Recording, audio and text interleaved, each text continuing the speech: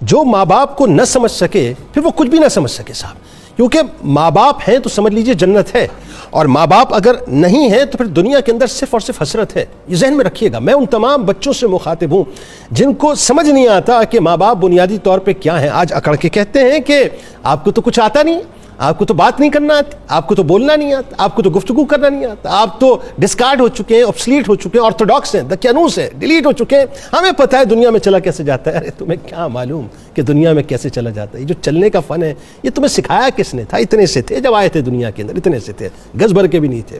لیکن ان ماں باپ نے اپنی گود میں تمہیں ہلا ہلا کے، تمہیں جھلا جھلا کے، تمہیں پیار کر کر کے، تمہیں سینچ سینچ کے بڑا کیا۔ اور یاد کرو ذرا اس لمحے کو جس لمحے پہلی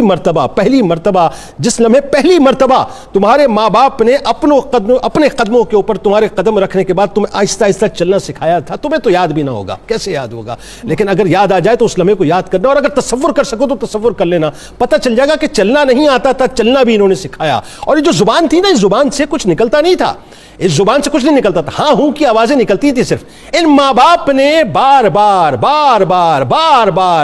بار تمہیں پکار کے، تمہارا نام پکار کے، اللہ اور اس کے رسول کا نام پکار کے، تمہیں بار بار پکار کے تمہاری سماعتوں کے ذریعے سے تمہاری زبان کو کھولا، اور کھولنے کے بعد یہ بتلایا کہ الفاظ ادا کیسے کیے جاتے ہیں۔ ان ماں باپ کو نہ کہو کہ بولا کیسے جاتا ہے۔ یہ ماں باپ تو بنیادی طور پہ قدرت کا انتہائی حسین ترین تحفہ ہے، انمول ترین تحفہ ہے۔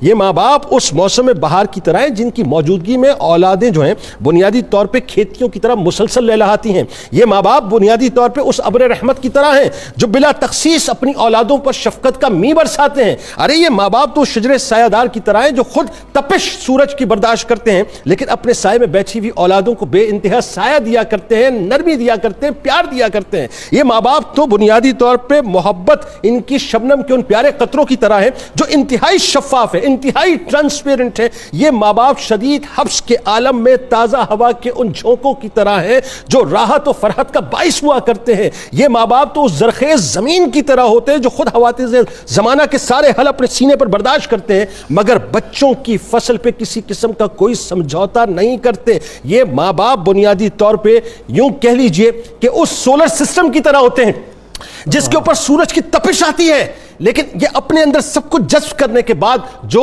روشنی منتقل کرتے ہیں وہ اپنی اولادوں میں روشنی منتقل کرتے ہیں۔ ان ماں باپ کو ستانا چھوڑ دیجئے، ان ماں باپ کو دکھانا چھوڑ دیجئے، ان ماں باپ کی خدمت کیجئے۔ خدا کی قسم میں آپ کو ایک بات بتاؤں، زندگی کا اور کوئی رشتہ نہیں ہے، کوئی رشتہ نہیں ہے۔